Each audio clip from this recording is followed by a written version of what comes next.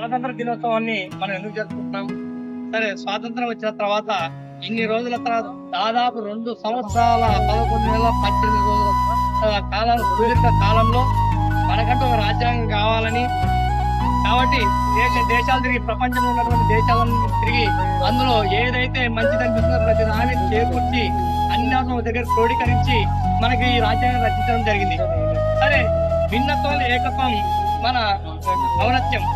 అందరం దాదాపు ఎన్నో మతాలు ఉన్నాయి, ఎన్నో కులాలు ఉన్నాయి, ఇవన్నీ ఉన్నాయని కానీ మనమంతా భారతీయులము అని అందరూ సమానమైనటువంటి రాజ్యంలోకి తీసుకురావాలి, అందరూ సమదృష్టితో ఉండాలి, కుల మతాలు అని ఏమీ లేకుండా అందరము మన భారతీయులమనే ఒక నినాదంతో ఈ రాజ్యాంగాన్ని రచించినటువంటి గొప్ప వ్యక్తి ఈయన డాక్టర్ బిఆర్ అంబేద్కర్ గారు. కాబట్టి ఆయనకి ఇప్పటి కూడా మనం అంతా రుణపడి ఉన్నాం. ఈ విధంగా అందరం చదువుతున్నామంటే కూడా అది ఆయన రాసినటువంటి రాజ్యాంగం ద్వారా మనం చదువుకుంటున్నాం.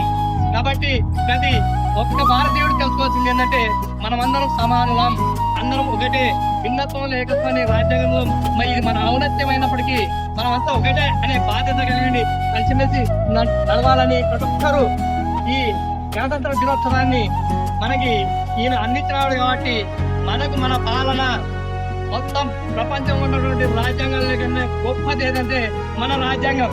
అది మన అంబేద్కర్ గారు రచించినటువంటి రాజ్యాంగం. కాబట్టి ఇలాంటి గొప్ప రాజ్యాంగంలో మనం బ్రతుకుతున్నాం. కానీ ప్రతి దేశం మన వైపు చూస్తుందని ఈ అవకాశం ఇచ్చినటువంటి సందర్భంగా మీకు అందరికీ ధన్యవాదాలు తెలుపుతూ జై హింద్.